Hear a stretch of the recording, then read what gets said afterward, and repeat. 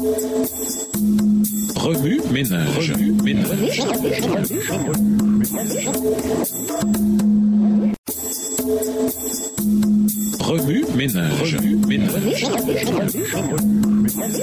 Bienvenue dans votre émission. Remue ménage. Nous voilà à la leçon de mercredi. Invité, sauver le pire des pécheurs. Le livre des Proverbes énumère 7 choses que le Seigneur déteste. Nous n'avons aucune raison de croire que les 7 démons de Marie étaient meilleurs ou pires aux yeux de Dieu que ces 7 péchés. Cependant, ces péchés mentionnés dans les Proverbes sont beaucoup plus proches de nous que nous ne voulons bien l'admettre. Les yeux hautains, la langue menteuse, les mains qui répandent le sang innocent, le cœur qui médite des projets iniques, les pieds qui se hâtent de courir au mal, le faux témoin qui dit des mensonges et celui qui excite des querelles entre frères. Proverbe 6 et versets 17 à 19. Qu'on se le dise. Combien d'entre nous ont une attitude négative qui se traduit par l'expression de leur visage? Combien d'entre nous ont triché un examen à l'école? Combien d'entre nous se sont laissés aller à imaginer des choses mauvaises, en particulier par le biais de jeux vidéo, de films et de livres? Combien d'entre nous ont menti? Combien d'entre nous ont nourri de mauvais sentiments à l'égard de certaines personnes? Lorsque les disciples suivirent les instructions de Jésus, la nuit de frustration se transforma en un jour d'exultation.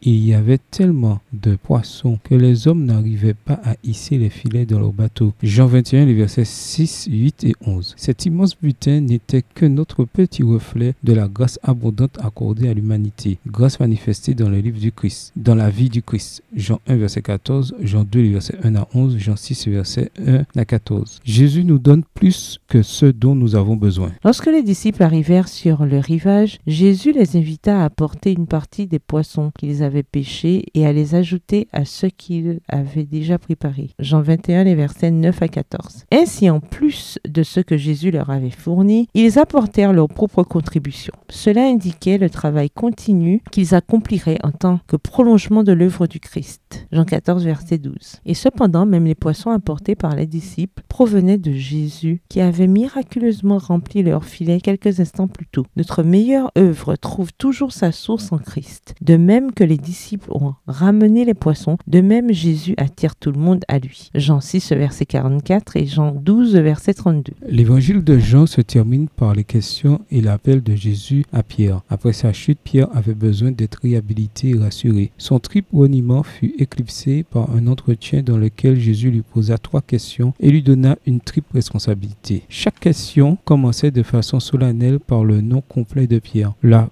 première portait sur l'ancienne vantardise de Pierre qui était convaincu qu'il n'abandonnerait pas Jésus même si les autres disciples l'abandonnaient. Jean 13, verset 37, Marc 14, verset 29. Contrairement à sa confiance intérieure, les réponses de Pierre étaient empreintes d'humilité. En retour, Jésus confia à son disciple un mandat spécial et fit allusion à sa mort, moment où il serait vraiment prêt à mourir pour l'amour du Christ. Jean 21, verset 18 et 19. Des années plus tard, Pierre exprima finalement son amour profond pour Jésus et sa loyauté envers lui par le don de sa vie. Pierre s'enquit alors de l'avenir de Jean. Vivrait-il jusqu'au retour de Jésus? Jésus lui répondit: si je désire qu'il vive jusqu'à ce que je revienne, que t'importe? Toi, suis-moi. Jean 21, le verset 22. Un malentendu s'ensuivit et la rumeur se répandit que Jean ne mourrait pas avant le second avènement. Écrivant dans sa vieillesse, Jean dissipa ce mythe afin que sa mort ne fût pas une pierre d'achoppement pour les croyants en attente. Le témoignage de Jean s'est poursuivi tout au long de sa vie et s'est multiplié après sa mort grâce au témoignage qu'il a écrit pour nous. Aujourd'hui, Jésus appelle encore des disciples et cherche encore des témoins. En tant que disciples du Christ aujourd'hui, puissions-nous aussi croire en lui avec ferveur et l'aimer profondément, tout comme les premiers disciples. Remue ménage, méditez de nouveau Jean 20. Que révèle-t-il sur Jésus, sur son caractère, ses priorités et son œuvre? Comment percevez-vous personnellement Marie? Que vous dit Jésus par ce passage? En quoi voyez-vous Jésus différemment ou le voyez-vous de nouveau? Comment réagissez-vous en voyant Jésus de cette manière? Au revoir. Et à demain si Dieu veut. Remue ménage. Remue ménage.